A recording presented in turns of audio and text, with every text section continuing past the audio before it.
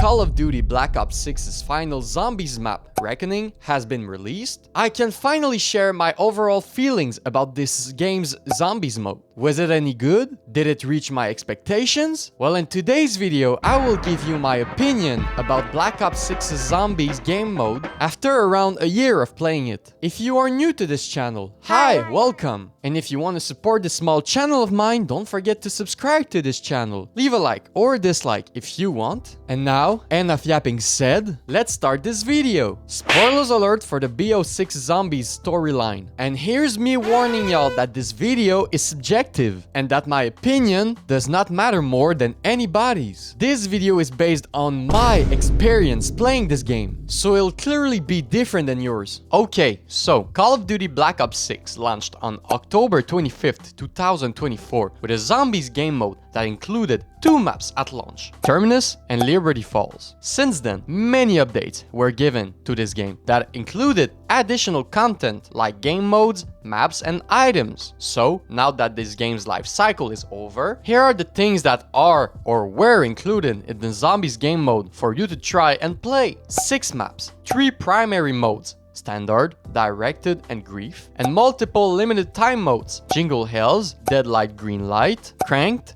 Zombie Snacks, Abomination Challenge, and Starting Room. So, now's the time for me to tell you guys about all of the things that I like about the Black Ops 6 Zombies mode. First of all, not gonna lie, I actually had a good year of zombies. I had a lot of fun when trying these new maps for the first time and grinding my weapon camos. I actually enjoyed my time playing this mode this year because I think the gameplay in BO6 is fun. The new Omni movement system makes this game so much more fluid, in my opinion, and the mode was not that easy compared to the previous zombies installments like Cold War Zombies. So it's a great mix of challenging and fun. The maps themselves are pretty different from one another. Each of these maps give a different experience, and I think Treyarch did a really great job at making these maps unique. The Easter eggs were also pretty fun to do. Most of them were pretty easy until the boss fight came up. You don't know how many times I was this close to breaking my controller while playing the Tombs boss fight. But hey, at least that makes them satisfying to complete.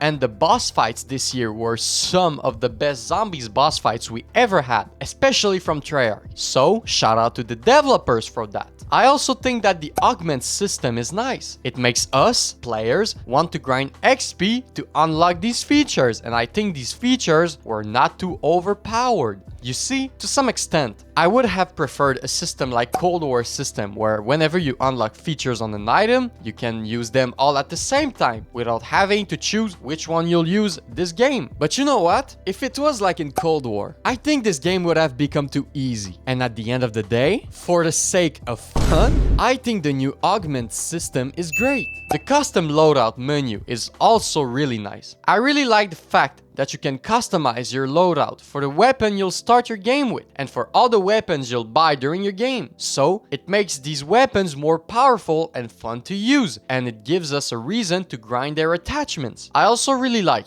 that we can buy as many perks as we want and that we're not limited to 4 perks per game, for example. Some might say that it makes this game too easy, but honestly, I think they're not that powerful. Combined, these perks just make this game more fun without necessarily sacrificing difficulty. Even with all the perks on, I still can't beat the shit out of Richtofen on Reckoning. Talking about Reckoning, I've made a review of this map recently. You can go watch that video if you're curious about my take on it. And finally, I really like the fact that all of these maps have side Easter eggs that give the players great rewards. It makes these maps more enjoyable to play, and it adds to the list of things we can do on them. Also, thank you Treyarch for giving us the possibility of customizing our HUDs and for adding a save and quit feature on solo matches. That was really nice of y'all. Now that I have mentioned all of the things that I like about this game mode, let me tell you what I found okay about this last year of zombies. So, first of all, I think it's great that Treyarch added new modes like Directed and Grief, but to be honest, after trying it once, there's no point in going back to these modes in my opinion. That's probably why some of them are limited time modes, which is something that I absolutely find disappointing.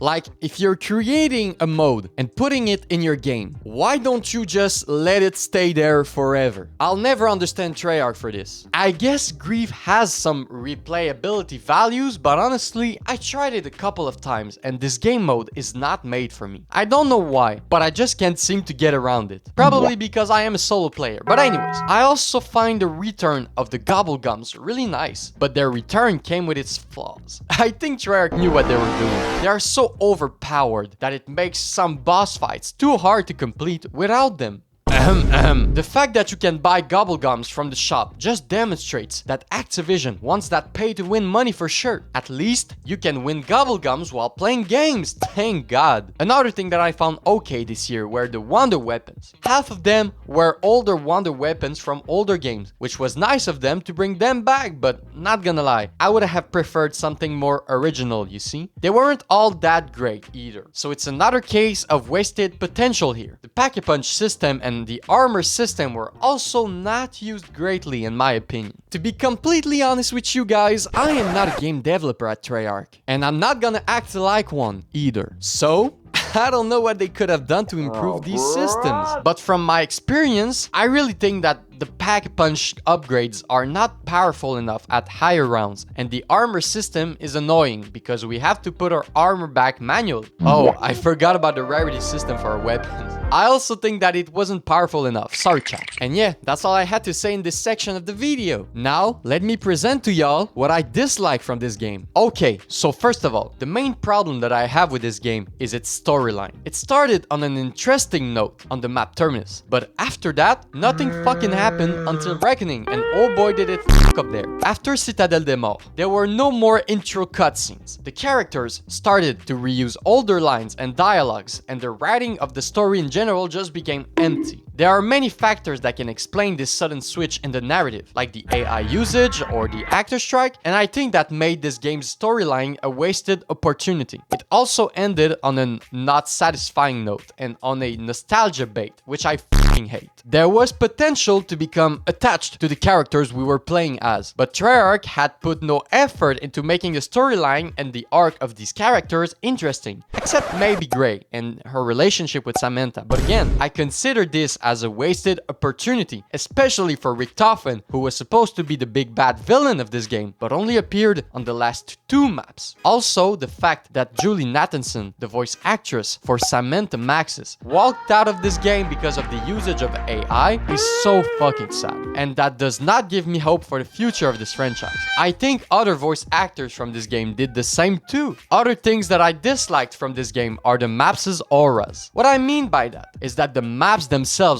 are fun to play on, but I think that the story of these maps and the overall ambience, sound-wise and visually-wise, are kind of empty. To me, that's a step back from Black Ops 3 maps, for example, where most of these maps had stories to tell and unique ambiences, whereas here, on Black Ops 6 Zombies, Liberty Balls, as I like to call it, literally feels empty, to me at least. Also, I hate the fact that this game in general is online based. That's why there is a time limit of 15 minutes when you pause your solo game. I honestly hate it so much. There's also a couple of things that I think are missing from this game, like an option to save different augment loadouts or a super Easter egg reward after completing all of the Easter eggs. Well, maybe we're gonna get one in a future update, but as of when I'm recording this video, there is no sign of any super Easter egg yet. I'll be waiting, Treyarch. So now, with all these things said, here is my overall opinion on the Black Ops 6 Zombies game mode. I think BO6 Zombies was actually quite a fun year. We had many fun maps, many fun Easter eggs / boss fights, and many fun grindings to do. I really like most of the features in this game, like the Omni movement or the augments, even if some things could have been improved, like the armor system for example. The story this year was badly written, and the characters were treated poorly sadly. I like that Treyarch tried to add new game modes, but because of the lack of replayability value and them being categorized as limited time modes, I think it didn't add much into the fun I had playing this game this year. I think each map is pretty unique and offers a different experience from one to another. I would consider none of them to be horrible, but some were better and some were worse. Okay, now, before I conclude this video, here's my ranking of the 6 Zombies maps from this game, with a short review of them. Again, I need to mention that all I am going to say is completely subjective, and my opinion isn't more valuable than anybody's, including yours. So,